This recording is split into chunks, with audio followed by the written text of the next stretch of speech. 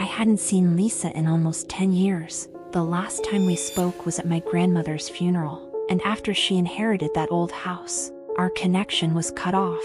She went there to live alone, and soon stopped answering her cell phone. And then the letter came.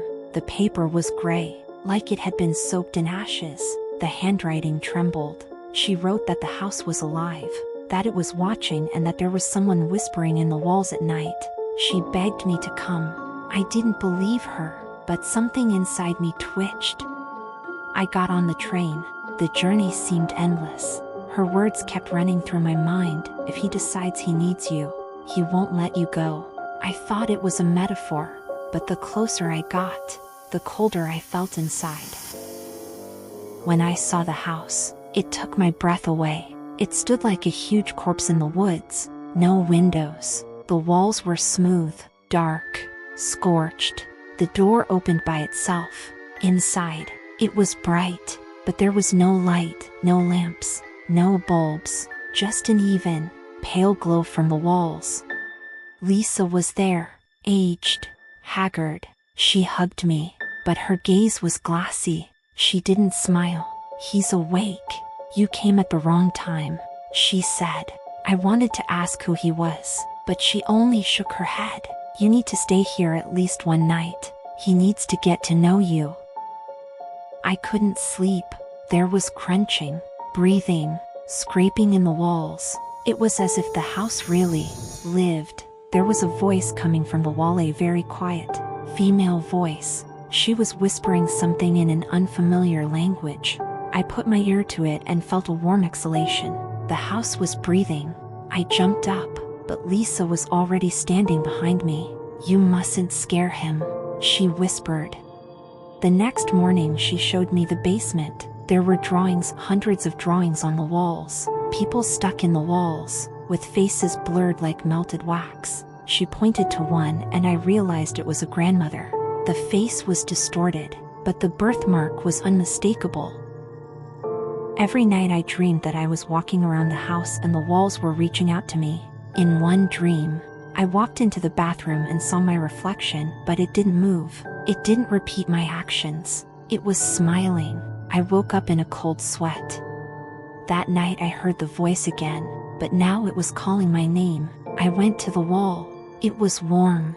I touched it and my fingers sank into the surface like clay. The wall sucked me up to my elbow. I pulled out with effort. My skin was bruised, and then I realized Lisa was gone. I tried to leave. I opened the door and I find myself in the same room, over and over again. The house looped, changed layout. The corridors grew longer, the ceilings higher. Sometimes I heard footsteps behind me, or on top of me. The house grew.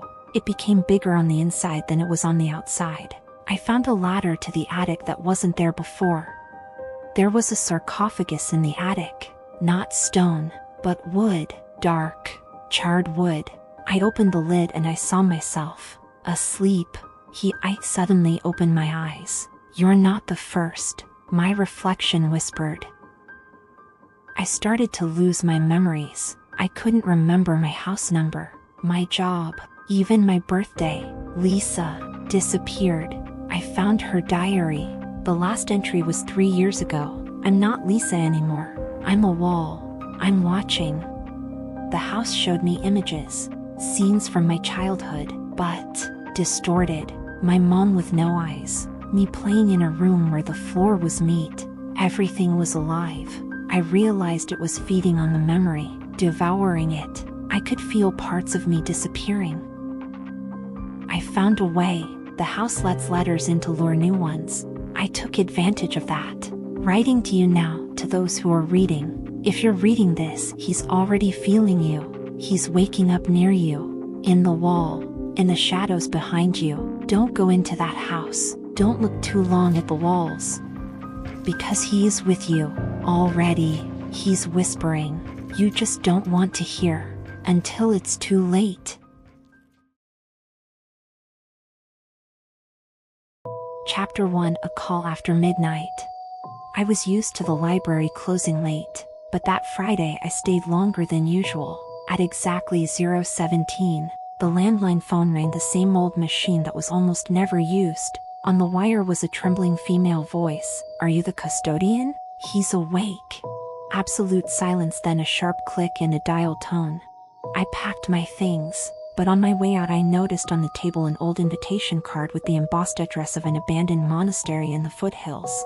On the back was a stain of dried brown blood and the date, 1913. Chapter 2: The Road to the Monastery. Twilight thickened as I drove along the serpentine road. A thick fog was creeping up the slopes, and the headlights were cutting through the whitish haze as if to reveal bizarre shadows. The trees seemed to be retreating into the forest, clearing the way. The car stalled on the way to the gate. The gas tank was empty, though it had been full that morning. I got out. Metal chains rang gratuitous, as if the wind were playing with iron. Behind the stone fence I could see a tall, completely dark, windowless facade. On the center door hung the sign IHV Silentiv. Chapter 3: The First Step Inside. When I pushed open the door, oil lamps flared inside. Though there were no wicks, the air was thick, warm, smelling of wax and old cloth. The corridor stretched into absolute darkness, but the walls themselves emitted a dim amber light. On the floor were rows of monks' sandals, neatly placed with their toes toward the exit, as if their owners had recently taken off their shoes and disappeared. Along the walls hung portraits of abbots. All had smudged faces without eye sockets. The bottom edge of the paintings was torn, as if someone had tried to scratch them from the inside. Chapter 5: Vault of Mirrors.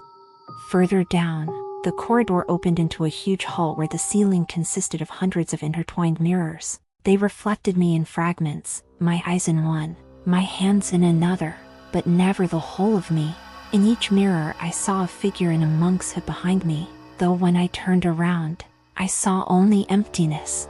I reached out my hand to the nearest mirror. My fingers went through the smoothness as through cool water. On the other side stood the mirror me, only without a mouth. He pressed a finger to his absent lips, demanding silence, and pulled me to him. Chapter 6: Crypt of Names. I woke up in a crypt. The dome was low, the walls scribbled with names in Latin. Dates of birth but dates of death were left blank. On a stone table lay a book register. The first page was my name inscribed in blood, the date of birth correct, the line of death today's date.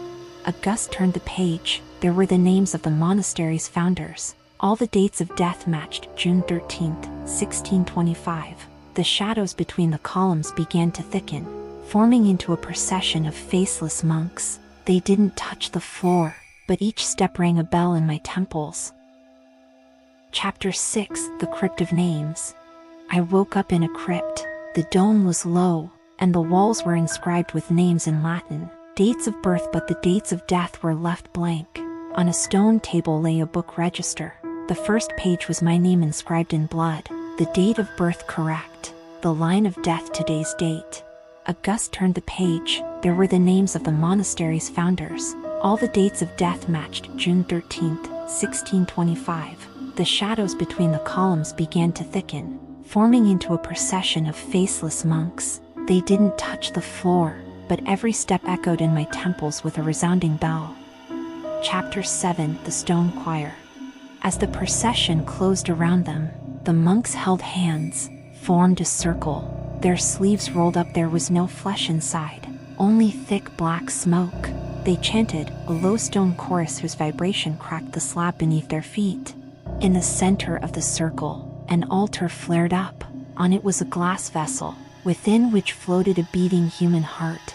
Each beat echoed with my pulse. I realized the heart was calling me to replace it. If I touched it, the vessel would shatter, and I would be part of that song forever. Chapter 8: Whisper Deal. I shouted that I wouldn't give myself away. The voice trailed off, the sound drowned as if it had been drunk away by the wall. Then the monks' shadows parted, and one, the tallest, stepped forward. His hands bloomed with smoke, and out of the smoke formed the face of the scarred woman, the one from the stained glass window. "Free your heart and we'll let go," she whispered.